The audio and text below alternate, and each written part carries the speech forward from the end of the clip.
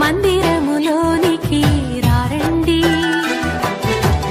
వందనీయుడేసుని చేరండి.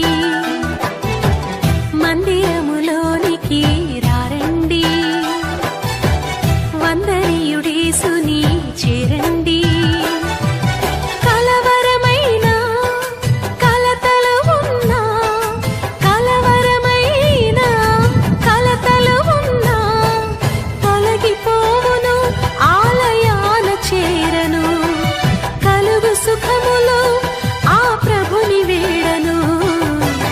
మందిరములోనికి రారండి,